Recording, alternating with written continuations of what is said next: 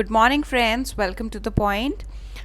In the last few videos, we have studied various concepts related to the budget, that is fiscal deficit, what is primary deficit, what is revenue deficit, and in today's video we will learn about what is effective revenue deficit.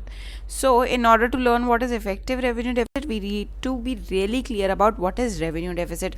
So we will make a quick revision as to what revenue deficit is.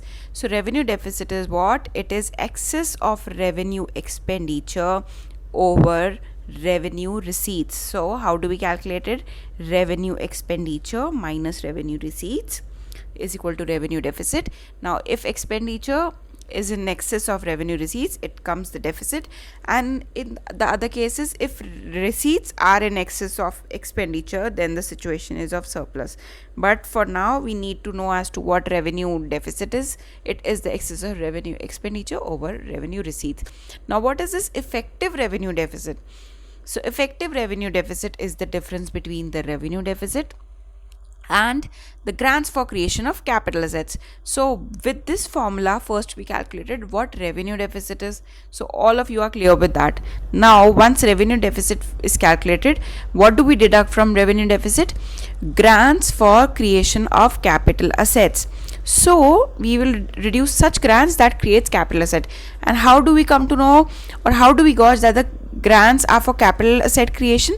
So friends, whenever the expenditure is done on behalf of the government, there is some part of the expenditure that goes in the creation of capital asset. How?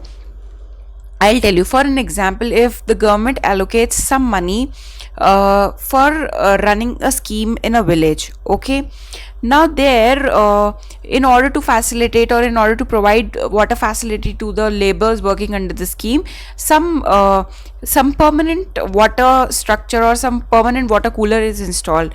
Now even after the scheme is over, or the laborers have migrated again, the water structure will be still over there because it has been erected there, it is permanently installed.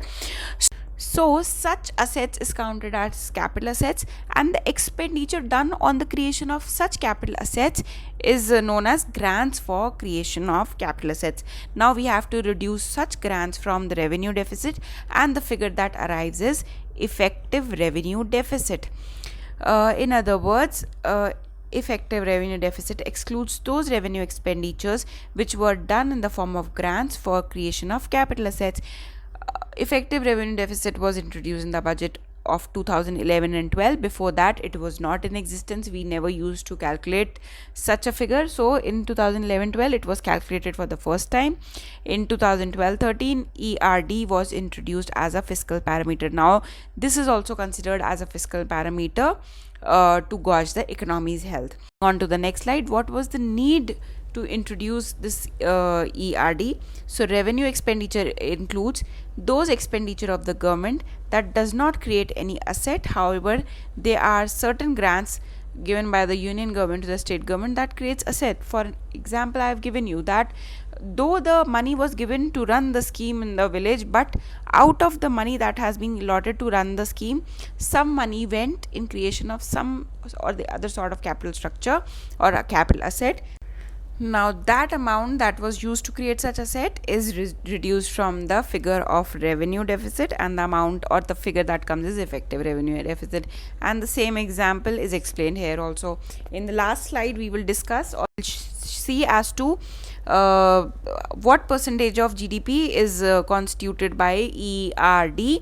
As I told that ERD was introduced in 11-12, so we will start looking from this year. So in the starting it was 3% of the GDP, then it dropped and went to 2%, and even it went till 1%. But after 2016-17, or you can say from past 5 years, it has been constantly increasing. As you can see, the graph is on upward side, and in 2020 and 21 it was on its peak or the maximum because of the coronavirus that hit our country, and due to which the government has to spend a lot as a part of revenue expenditure.